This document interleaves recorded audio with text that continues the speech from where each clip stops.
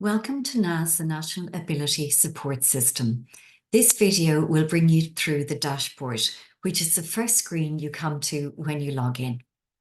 If you were linked to more than one location, go to the account drop-down and select which account you wish to work in. The dashboard is made up of either 3 or 4 sections, depending on which privilege you have, whether you're signed in as a service provider or this HSE at CHO level. At the moment, I'm logged in as a service provider, so there are 3 sections to the dashboard.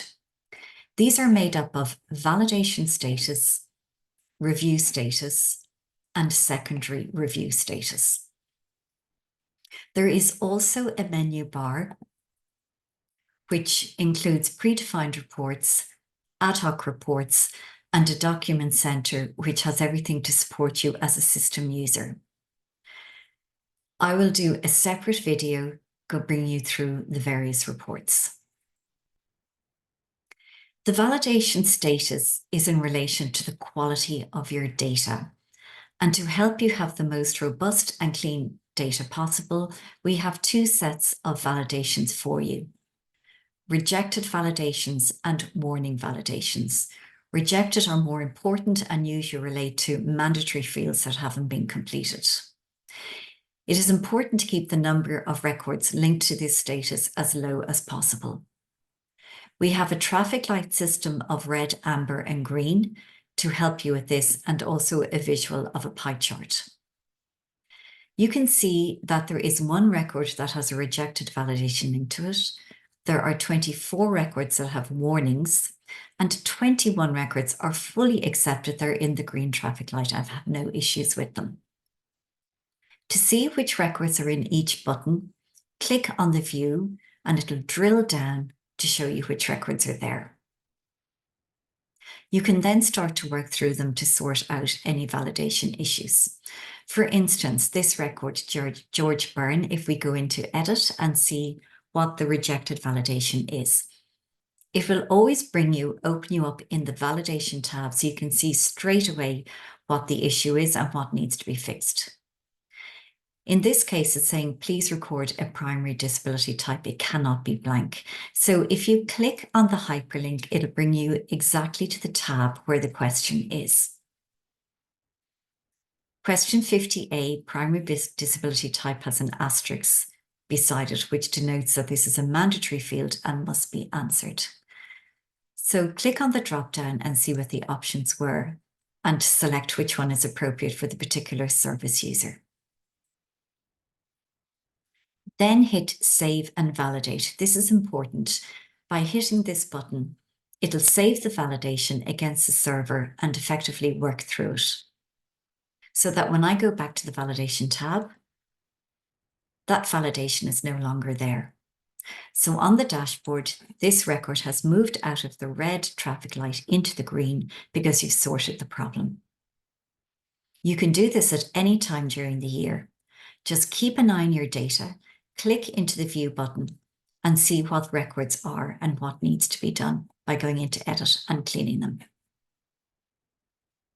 At the end of the year, you're aiming to have all your records in the green traffic light so that when you're running reports, you're running it on the cleanest data you have. The next section is the review status, and this is to help you during the year to see which records still need to be reviewed.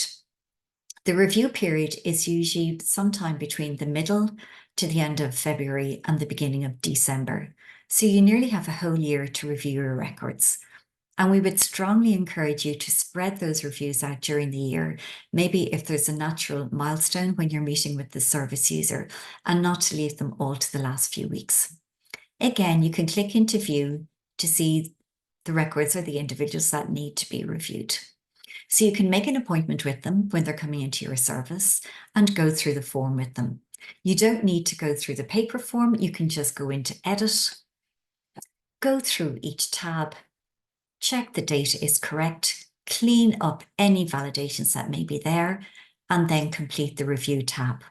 Once the Review tab has been completed, then the record is reviewed for that year.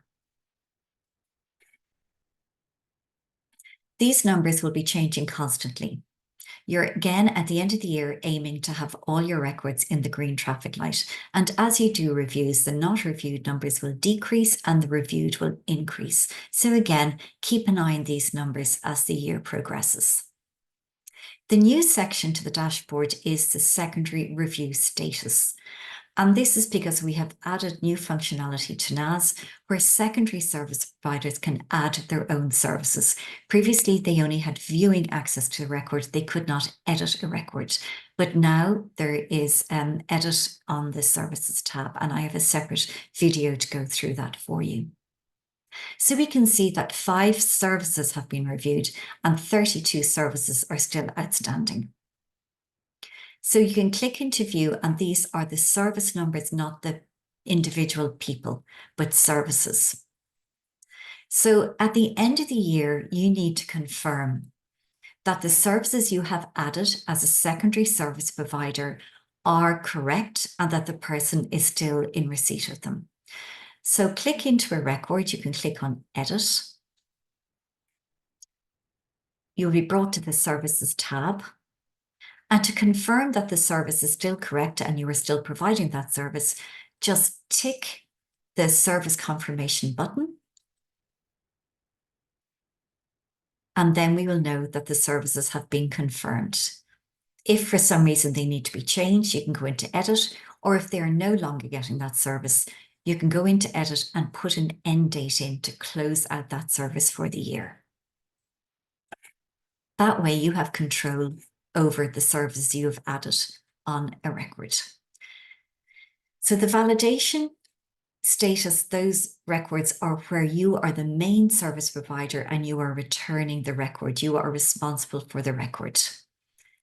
The secondary review status, you are not responsible for the overall review of the record, but you must review the individual services within the services tab that you added. This is the end of the video explaining the dashboard.